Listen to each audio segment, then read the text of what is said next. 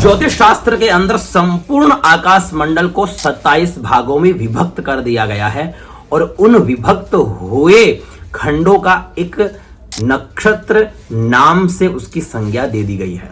बात करते हैं 27 प्रकार के नक्षत्र। एक 28वां नक्षत्र जो है अभिजित, कुछ विद्वान उन्हें मानते हैं, कुछ नहीं मानते। तो बात करने वाले हैं इन 28 नक्षत्रों के बारे में।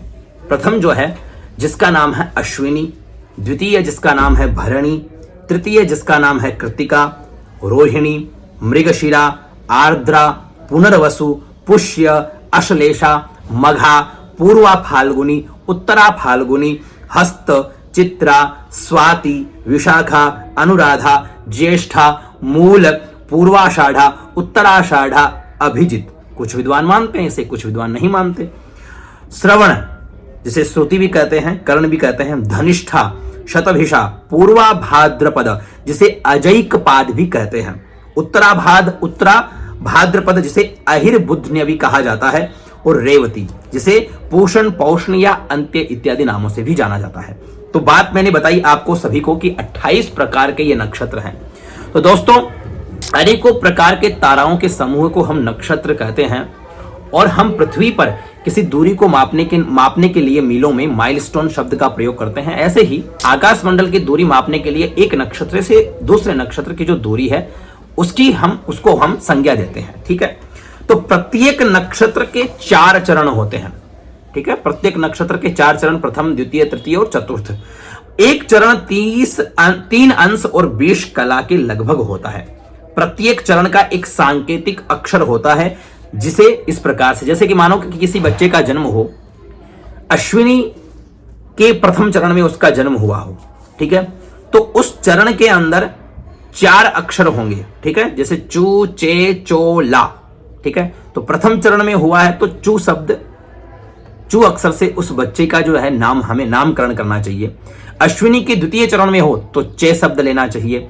अश्विनी के तृतीय चरण में हो तो चो शब्द लेना चाहिए, और अश्विनी के अगर चतुर्थ चरण में हो तो ला शब्द लेना चाहिए।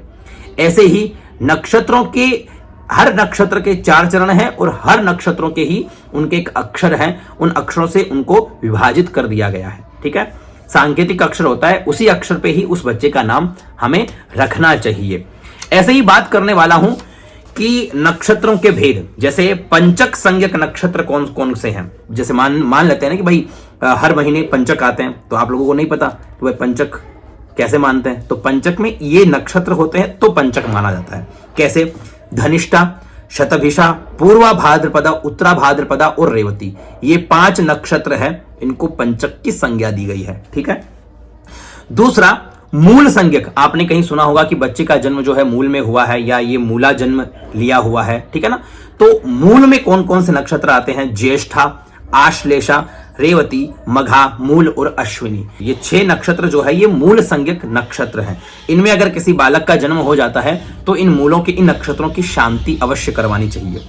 ऐसे ही ध्रुव संज्ञक नक्षत्र, ठीक है, उत्तरा फाल्गुनी, उत्तराषाढ़ा, उत्तरा भाद्रपदा और रोहिणी, ये जो है इनको ध्रुव संज्ञक नक्षत्र कहा जाता है। चर या चल कहते हैं, चर नक्षत्र या चल नक्षत्र। तो स्वाति, पुनर्वसु, श्रवण, धनिष्ठा, शतभिषा, ये चर या चल संज्ञक के नाम से इनको जाना जाता है।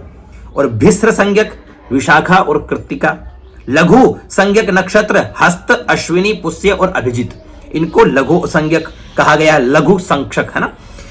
और मैज्ञ संज्ञक मृगशिरा, रेवती, चित्रा और अनुराधा। दारुण संज्ञक मूल, ज्येष्ठा, आर्द्रा, आश्लेषा। अधोमुख संज्ञक मूल, आश्लेषा, विशाखा, कृत्तिका, पूर्वा फाल्गुनी, पूर्वाषाढ़ा, पूर्वा भाद्रपदा, भरणी और मघा। ठीक है, इनको अधोमुख से इनकी संज्ञा दी गई है। ऊर्ध्वमुख कौन कौन से हुए? आर्द्रा, पुष्य, श्रवण, धनिष्ठा और शतभिषा, ये ऊर्ध्वमुख नक्षत्र है। तिर्यंग मुख नक्षत्र कौन से हैं? अनुराधा, हस्त, स्वाति, पुनर्वसु, ज्येष्ठा और अश्विनी, ये तिर्यंग मुख है। दग्ध नक्षक, दग्ध संज्ञक कौन से हैं? रविवार को भरणी, सोमवार को चित्रा और मंगलवार को उत्तराषाढ़ा। बुधवार को धनिष्ठा, बृहस्पतिवार को उत्तरा फाल्गुनी, शुक्रवार को ज्येष्ठा एवं शनिवार को रेवती नक्षत्र हो तो वे दग्ध संज्ञक नक्षत्र कहलाते हैं। ठीक है, तो ये जानकारी आपको कैसी लगी नक्षत्रों के विषय में? ऐसे ही जानकारी आप निरंतर प्राप्त करने के लिए आज ही हमें आप फॉलो करिए और निरंतर जो वीडियोस है उनके माध्यम से हमारी सनातन संस्कृति के सुंदर सुंदर जानकारियां जो है उनको आप प्राप्त करते रहिए। नमो नमः। और ये वीडियो अवश्य आप सभी तक अवश्य प्रेषित करिएगा। अब आप क्या जानना चाहते हैं वो भी आप कमेंट करके जरूर बताइएगा। नमो नमः।